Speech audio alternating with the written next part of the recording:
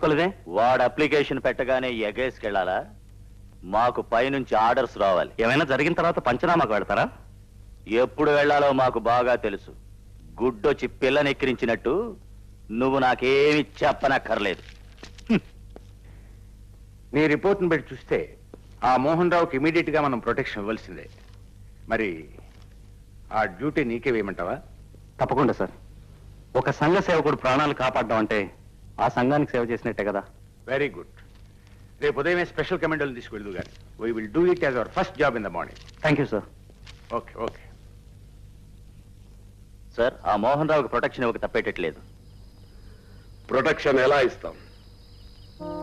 వాడిని లేపేయడానికి పెద్ద ఆయన దగ్గర నుంచి గ్రీన్ సిగ్నల్ వచ్చిన తర్వాత, పైగా అందుకు కావాల్సిన అరేంజ్మెంట్స్ అన్ని పూర్తయిపోయాయి కదా.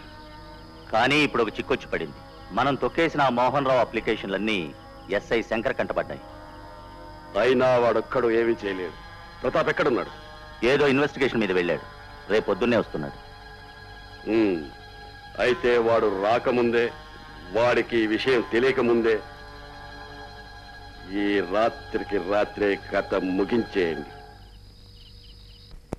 ఒకటికి వచ్చేస్తాను, చూద్దాం ఉండు.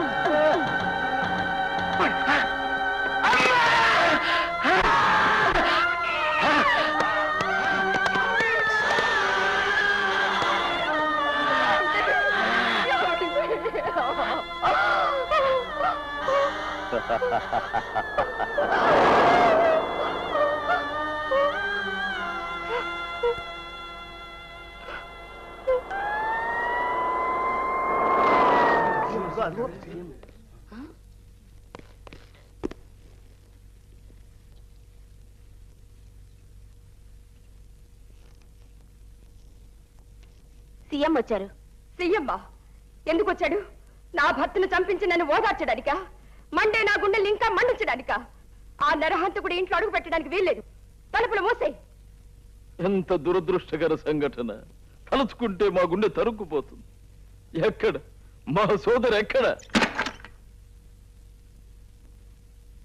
మా సోదరి? మమ్మల్ని అపార్థం చేసుకున్నారు. ఏం చేస్తాం? ఆ మోహన్ రావు గారి ఆత్మకు శాంతి కలుగుగాక.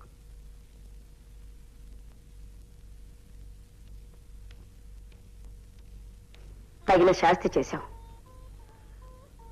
మోహన్ రావు గారు చనిపోయినా ఆయన ఆశయాలు చనిపోలేదు. పేదల తరపున పోరాటం నువ్వు కొనసాగించగలన నమ్మకం నాకేర్పడింది. మీలాంటి ఆదర్శమూర్తుల సహాయ సహకారాలు నాకుంటే నా భర్త తలపెట్టిన కార్యక్రమాల్ని తప్పకుండా పూర్తి చేస్తాను.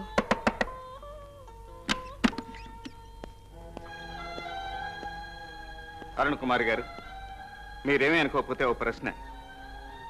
మీ భర్త హత్య మీరు కళ్ళారా చూశారు కదా, హంతకులు ఎవరో చెప్పగలరా? ఎలా చెప్పగలను? కంచే చేను వేసినట్లు పోలీస్ ఇన్స్పెక్టర్ దగ్గరుండి హత్య చేయించాడు. అతన్ని గుర్తుపట్టగలరా? ఎత్తుగా లావుగా చూడ్డానికి రాక్షసుల్లా ఉన్నాడు. తప్పకుండా ఇన్స్పెక్టర్ భూషణమే ఉంటాడు సార్. ప్రొటెక్షన్ కోసం మోహన్ రావు గారు పెట్టిన అప్లికేషన్లన్నీ తొక్కిపెట్టి నేను ప్రొటెక్షన్ ఇవ్వాలని ఇవ్వకూడదని చెప్పాడు. తర్వాత నువ్వేం చేశావు? డిఐజీ గారి పర్మిషన్ తో కమాండోలను తీసుకుని తెల్లవారుగా రావాలని రెడీ అయ్యాను సార్. ఈలోగా రాత్రికి రాత్రి హత్యాకాండం చెప్పారు. ఒక ప్రతిపక్ష ఎమ్మెల్యేని హత్య చేయడానికి ఇంత పద్మవ్యూహం పన్నారంటే ఇది ఒక మామూలు ఇన్స్పెక్టర్ పని కాదు. ఈ కుట్ర వెనక ఏ శక్తులు ఉన్నాయో, ఈ హత్యకు ఎవరి ఆశీర్వాదం ఉందో అర్థమవుతూనే ఉంది.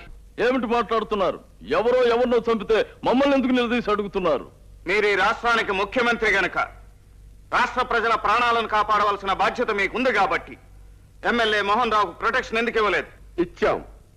2 కానిస్టేబుల్స్ ఇచ్చాం. నిరాహార దీక్ష చేస్తున్న ఎమ్మెల్యేకి రక్షణగా 2 నిద్రపోయే కానిస్టేబుల్స్.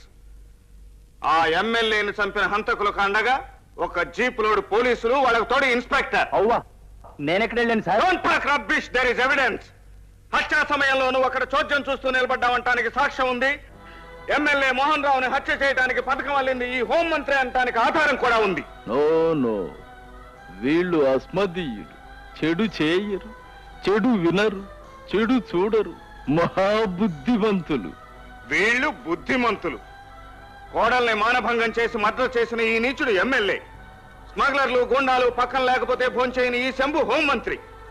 ఇలాంటి దగులుబాజీలను చుట్టూ పోగేసుకుని చెక్కబదిన చేయించుకోవడం కాదు పరిపాలన అంటే. శాంతి భద్రతలను కాపాడటం, వాటికి భంగం కలిగినప్పుడు నైతిక బాధ్యత వహించడం. అయితే నీ ఉద్దేశ ప్రకారం ఈ సంఘటనకు నైతిక బాధ్యత వీళ్ళదేనంటావు. ఓకే, ఇన్స్పెక్టర్ భూషణాన్ని సస్పెండ్ చేస్తాం. సార్, పరాత్పరరావు శాసనసభ సభ్యత్వాన్ని వదులుకుంటాడు. శంభు ప్రసాద్ మంత్రి పదవికి రాజీనామా చేస్తాడు. Shut up! మీ కట్టు బానిసల ముగ్గురిని తీసేసినంత మాత్రాన నైతిక బాధ్యత నుంచి మీరు తప్పించుకోలేరు. అసలు పదవి నుంచి తప్పుకోవాల్సింది మీరు. ఈ హత్య మీ ఆశీర్వాదంతోనే జరిగింది. మా ఆశీర్వాదమా? మా పార్టీ వారైనా ప్రతిపక్షం వారైనా శాసనసభ సభ్యులందరూ మా సోదరులే. ఒక బ్రదర్ ప్రాణం తీయాలనే ఆలోచన మాకెందుకు వస్తుంది? ఎందుకు రాదు? మీకు ఓట్లు వేయలేదని నిరుపేదల గుడిసెలు తగలబెట్టించలేదా? మీ రహస్యాలు బయట పెట్టాడని ఒక పాత్రికేయుణ్ణి పట్ట పగలు నడివీధిలో చంపించలేదా? మీరు చేస్తున్నదే హత్యా రాజకీయం, నడిపిస్తున్నదే రాక్షస ప్రభుత్వం. మోహన్ రావు ప్రతిపక్ష ఎమ్మెల్యే. అతను నిరాహార దీక్ష సక్సెస్ అయితే మీ బండారం బయటపడుతుంది. ప్రజలు మిమ్మల్ని అసహించుకుంటారనే ఈ కుట్ర పన్నారు. ప్రజలు మమ్మల్ని అసహించుకోవడమా? మేము ప్రజల పాలిట దైవ స్వరూపులం. చూడండి మా అవతారం. విషాహారంతో రోగుల్ని చంపిన ఈ రాస్కల్ని కాపాడటం కోసం, న్యాయం కోసం గాంధేయ పద్ధతిలో నిరాహార దీక్ష చేస్తున్న ఒక ప్రజానాయకుడిని చంపింది చాలక ఇంకా నీ అవతారం చూడమంటావా? సిగ్గు, శరం, మానం, అభిమానం లేదు. నీ చర్యలు నువ్వు వేసుకున్న దుస్తులకే అవమానం, పవిత్రమైన ఈ రంగుకే అపచారం, ఈ పదవికే పరాభవం. ఏం కేంద్రం నుంచి వచ్చాము కదా అని మీ ఇష్టం వచ్చినట్టు మాట్లాడుతున్నారు. మాతో ఢీ కొనడానికి మీకెంత సాహసం? సాహసమే నా ఊపిరి, ధైర్యం నా అండ.